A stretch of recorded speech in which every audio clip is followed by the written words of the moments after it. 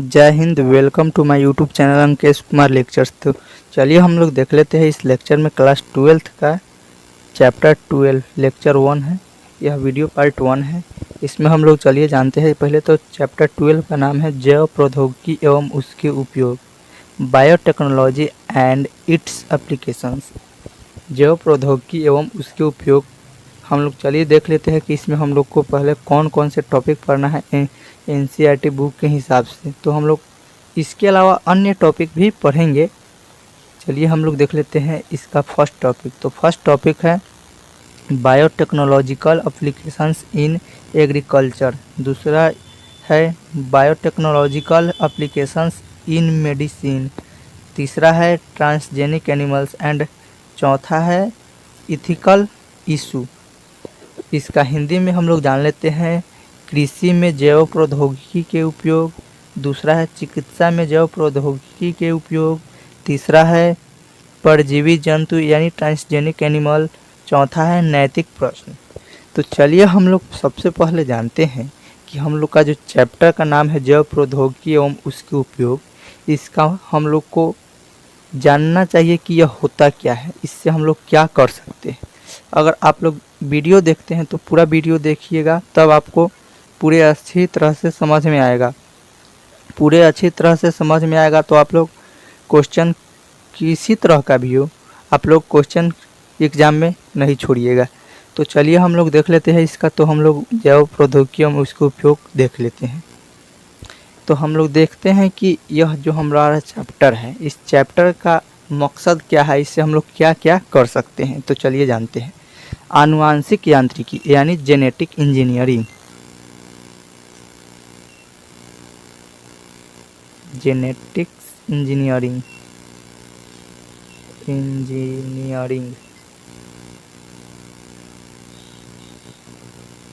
Genetic engineering प्रौद्योगिकी में gene cloning तथा जीन स्थानांतरण का उपयोग कर पुनर्योगज यानी रिकॉम्बिनेंट डीएनए का निर्माण किया जाता है।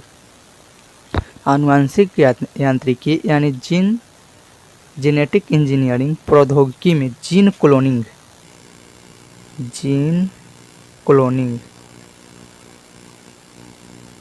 या तथा स्थानांतरण का उपयोग जीन स्थानांतरण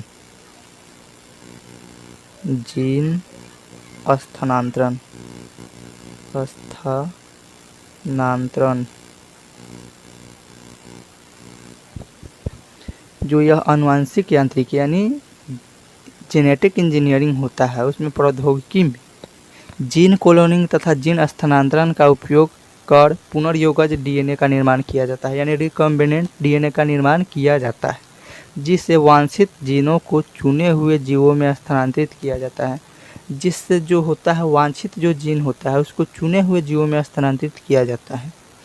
जैसे कोई यहाँ हम मान लेते हैं, यहाँ एक वांछित जीव है, कोई वांछित जीव हम लोग को मान लेते हैं। यहाँ हम लोग देख लेते हैं, यहाँ हम लोग देखते हैं कि मानिए यह चूहा है, यह चूहा अगर ट्रांसजेनिक जीव में मानिए आता है तो यह वांछित जीव है, और उसमें चुना हुआ जीव रखा जाता है, स्थानांतरित किया जाता है। जो जीव चुना हुआ रहता है उसमें स्थानांतरित किया जाता है। जैसे ये चूहा हुआ, यह दूसरे जीव में स्थानांतरित कर दिया गया। चलिए अब हम लोग देखते हैं आगे।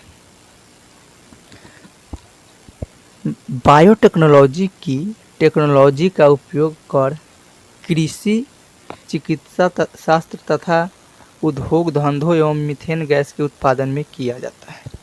देखिए बायोटेक्नोलॉजी का उपयोग कहाँ कहाँ किया जाता है। बायोटेक्नोलॉजी का उपयोग करके हम लोग कृषि में यूज करते हैं, उसके बाद चिकित्सा शास्त्र में यूज करते हैं, चिकित्सा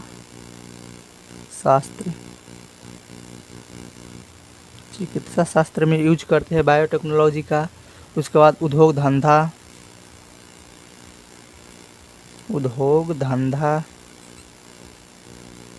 उसके बाद इसे हम लोग इंडस्ट्रियल जो काम होता है उसमें लगाते हैं जो यह बायोटेक्नोलॉजी का काम आता है। उसके बाद मीथेन गैस सबसे महत्वपूर्ण है। मीथेन गैस बायोटेक्नोलॉजी का उपयोग कर हम लोग मीथेन गैस बनाते हैं, उत्पादन करते हैं। देखिए बायोटेक्नोलॉजी हम लोग जो चैप्टर है बायोटेक्नोलॉजी का हम लोग उपयोग कर कृषि, चिकित्सा शास्त्र तथा उद्योग धंधों में एवं मीथेन गैस में उत्पादन करते हैं। मानिए कि यह चिकित्सा शास्त्र के हम बारे में बात करते हैं तो जो हम लोग एक सिरिंज देखते हैं जिससे हम लोग सुइया करते हैं, मानिए यह सिरिंज है और यहाँ हमारा उस सिरिंज का पिस्टन है। तो यह सिरिंज का जो नीडल है, यह नीडल भी बायोटेक्नोलॉजी के उपयोग करके बनाया गया है। जो बीच का हिस्सा है इसमें भी बायोटेक्नोलॉजी का उपयोग करके बनाया गया, और जो यह पिस्टन है इसका भी उपयोग बायोटेक्नोलॉजी करके ही बनाया गया है। चिकित्सा शास्त्र के लिए हम लोग इसको देखे हैं। कृषि के लिए हम लोग देख लेते हैं, जैसे ट्रैक्टर बनाया गया खेत को जुताई करने के लिए। उद्योग धंधा जैसे आजकल जो बहुत सारे बिस्किट्स आते हैं वह बायोटेक्नोलॉजी के जो है बायोटेक्नोलॉजी का यूज करके आते हैं, और मीथेन गैस आता है जो बायोटेक्नोलॉजी का यूज करके बनाया जाता है। बायोटेक्नोलॉजी के अंदर उसको रखा गया है। चलिए अब हम लोग देखते हैं आगे।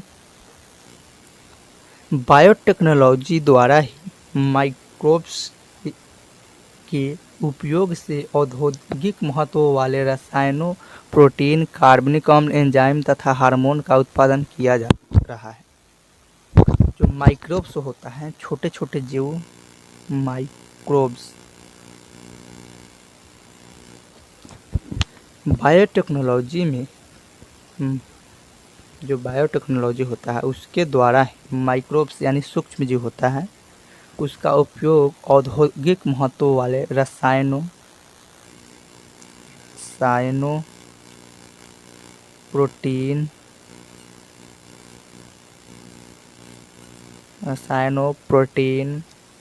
उसके आगे हम लोग जानते हैं कार्बनिक अम्ल,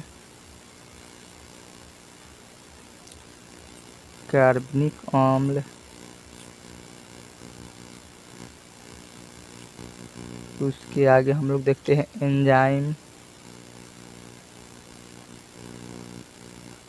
और हार्मोन। और हार्मोन्स जो होता है वह बायोटेक्नोलॉजी का उपयोग करके ही बनाया जाता है, यानी उत्पादन किया जा रहा है। बायोटेक्नोलॉजी के विभिन्न लक्ष्यों में शामिल है।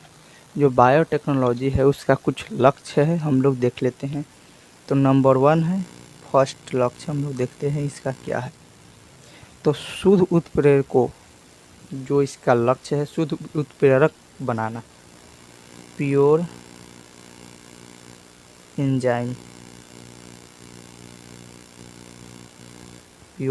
दूसरा इसका बायोटेक्नोलॉजी का जो लक्ष्य है उसमें देखते हैं तो उत्प्रेरक के कार्य के लिए उपयुक्त परिस्थितियों का निर्माण। जो उत्प्रेरक होता है, हार्मोन्स होता है, एंजाइम होता है, उसका कार्य के लिए उपयुक्त परिस्थिति, यानी जो हम लोग को कौन सा परिस्थिति यूज करके हम लोग का जो कुछ चीज़ निर्माण करना होता है तो हम लोग उसका परिस्थिति देख करके ही निर्माण करते हैं।